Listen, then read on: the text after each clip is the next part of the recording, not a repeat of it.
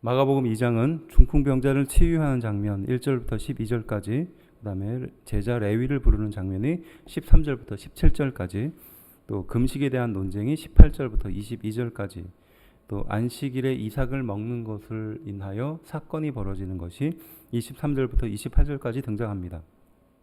1절은요, 다시 수일 후에 가버나움에 들어가셨다고 말하는데, 왜냐하면 나병 환자의 소문이 사람들에게 퍼지기 시작해서 못 들어가다가 수일 후에 다시 가버나움에 들어갔다라는 말씀입니다.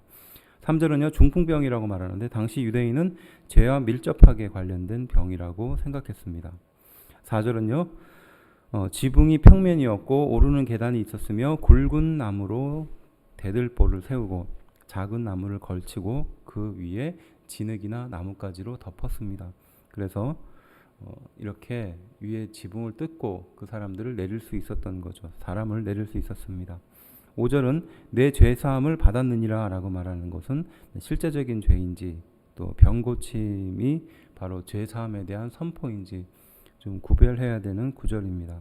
그래서 나발의 죄가 당시 이 사람들의 교훈에 있었습니다. 사무엘상 25장 32절부터 38절까지 등장하는데요.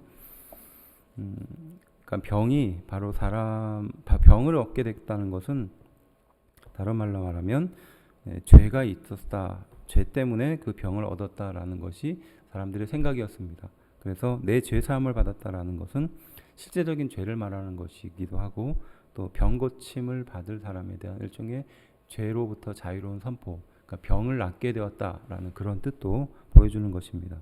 7절은 신성모독이로다라고 말하는데 하나님께 합당한 것을 다른 피조물에게 돌렸을 때 바로 신성모독이라고 사람들이 말했죠. 죄사함의 특권이 하나님이 아니고서는 없었다라고 생각했는데 바로 예수님께서 그러한 말씀을 하시자 바로 신성모독이다라고 말했던 겁니다. 그리고 그들의 중심을 누구보다도 잘 아셨다라는 내용이 8절에 등장하죠.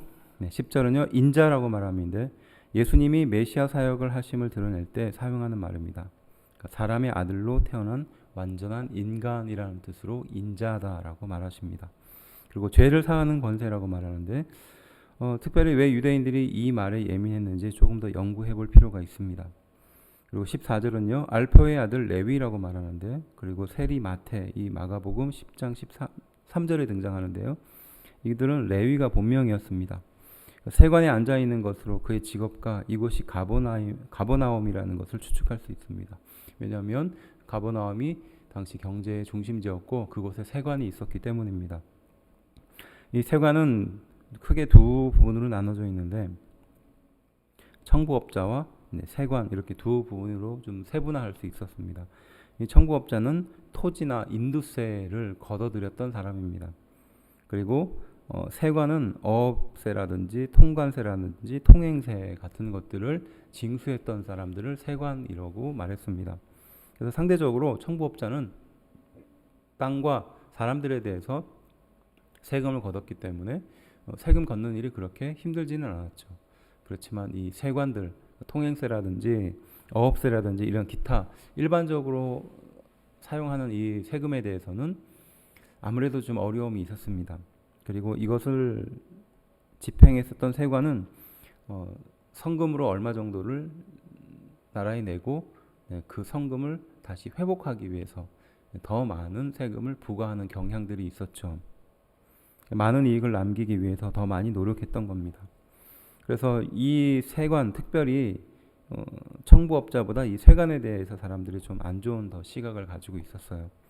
그래서 유대인은 이 사람에 대해서 민족의 반역자이고 또 창녀와 같은 죄인이다라고 평가했으며 심지어는 법정에서의 증언도 효력이 없었습니다. 그러니까 이 세관이 가지고 있었던 사회적인 위치나 그 유대인들이 가지고 있었던 그 생각들을 엿볼 수 있는 것입니다. 16절은요, 바리새인의 서기관이라고 말하는데 이것은 좀 정확하게 말하면 바리새파에 속한 서기관이라는 뜻입니다. 바리새인은 율법을 모르는 사람들과 당시 식사를 하지 않았기 때문입니다.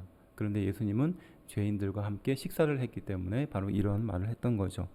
18절은요, 금식은 괴로울 때나 참여하기 위해서 또 하나님께 불쌍히 여김을 받기 위해서 당시에 행해졌습니다.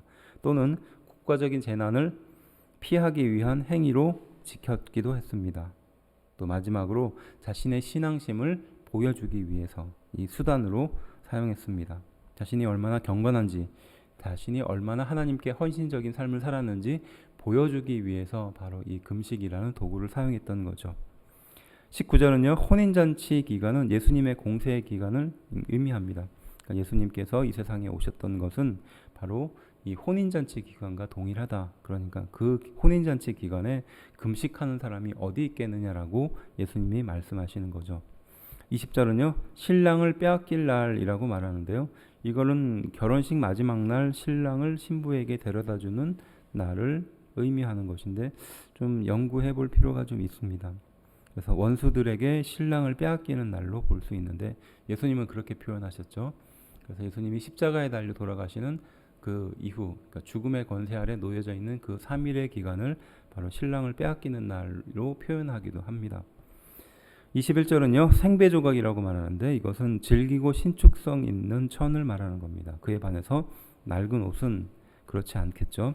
유대 율법과 세례 요한의 교훈에 대해서 바로 낡은 교훈이다라고 말했습니다. 왜냐하면 당시에 이 바리새인과 더불어 바로 세례 요한의 제자들이 반대점에 있었기 때문이죠.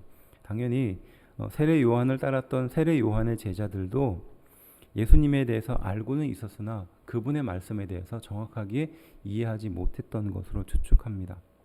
23절은요. 길을 열며 이삭을 잘랐다라고 말하는데 마태복음 12장 1절에 등장하죠. 시장한 제자들이 배고픔을 해결하기 위해서 밀 이삭을 먹는 것을 말합니다. 그리고 그것은 특별히 안식일날 죄였습니다. 25절은요. 다윗과 그의 동료들이 사울을 피해 도망가다가 시장에서 대제사장에게 먹을 것을 달라고 했고요. 그리고 대제사장만 먹을 수 있는 진설병을 먹은 것을 말하는 겁니다. 사무엘상 21장 1절부터 6절에 등장하죠. 그러니까 다윗 왕도 이렇게 대제사장만 먹을 수 있었던 진설병을 먹었는데 안식일 날 이삭을 먹는 것이 어떻게 큰 문제가 되겠느냐라고 예수님이 말씀하십니다. 그리고 26절에 아비아달의 제사장이라고 말하는데 실제로 그 떡을 줬던 것은 아히멜렉이었습니다. 아히멜렉의 아들이 바로 아비아달이었죠. 왜 이렇게 말을 하느냐? 아히멜렉의 아들 아비아달이라는 표현은 같이 주었거나 혹은 다윗과 밀접한, 그러니까 아히멜렉이 죽고 나서 아비아달이 바로 다윗과 함께 활동한 그 대제사장이었는데요. 그래서 이 아비아달이라고 표현하지 않았을까 이렇게 봅니다. 그리고 진설병이라는 것은 성소 상 위에 진설되는 떡을 말하는 겁니다. 12덩어리로 떼어서 두 줄로 이렇게 놓았습니다. 그래서 안식일 전날 이제 새로운 떡을 올려놓고 그걸 안식일 전까지 그대로 둡니다. 그리고 나서 그 떡을 제사장만 먹게 됐죠. 일반 백성은 먹을 수 없었습니다. 레위기 24장 5절부터 9절에 등장합니다. 28절은요. 인자는 안식일에도 주인이다 라고 말합니다. 특별히 인자는 안식일의 주인이다 라고 우리는 이해하고 있는데 인자는 안식일에도 주인이다 라고 말합니다. 이것은 조금 연구할 필요가 있죠. 그리고 이 말씀이 주는 의미는 참다운 안식이 과연 무엇이냐, 그리고 우리에게 하나님께서 안식 이것을 주신 이유와 목적이 무엇이냐, 그것을 돌아보게 하는 구절이죠. 그리고 27절은 안식일이 사람을 위해 있는 것이다 라고 예수님은 말씀하시는 거죠. 반대로 본다면 당시의 대제사장과 바리새인들, 이 하나님의 말씀을 가르쳤던 사람은 안식일은 하나님을 위해서 있는 것이다 라고 가르쳤습니다. 하지만 예수님은 반대로 안식일이 사람을 위해서 있는 것이다 라고 말하는 것입니다. 이것은 오해하면 안 되는 것이 그 날을 귀하고 또 소중하게 여기고 그렇게 여겨라라는 뜻으로든 당연히 이해해야겠지만 당시에 그 안식일이 사람들이 어떻게 지켜졌는지 이걸 좀 이해하면 좀 빨리 이 말씀을 이해할 수 있으리라 생각되는데요. 안식일에 평소에 하지 않은 많은 행동들과 또 하지 말아야 될 것들이 너무나 많았기 때문에 그렇게 사람을 옥죄고 또 괴롭히는 상태에 있는 것을 누구보다도 예수님이 잘 알고 계셨습니다. 바로 그러한 것을 예수님이 지적하면서 안식일이 바로 사람을 위해서 있는 것이다 라고 말하는 것이죠. 이렇게 안식일이 하나님의 날이고 또 안식일이 하나님의 안식을 기념해서 또 하나님께 영광 돌려드리는 날이긴 하나 그것을 지키기 위해서 또 죄를 범하지 않기 위해서 수많은 법칙들과 율법들이 존재했었던 사람들을 옥죄했던 당시의 상황을 돌아보면 예수님이 안식일이 사람을 위해서 있는다라는 말이 어떤 의미인지 좀 깨닫게 되는 거죠. 하나님이 유대인에게 안식일을 주신 목적이 무엇인지 분별하라라는 뜻입니다. 참된 의미는 사라지고 형식만 남게 된 거죠.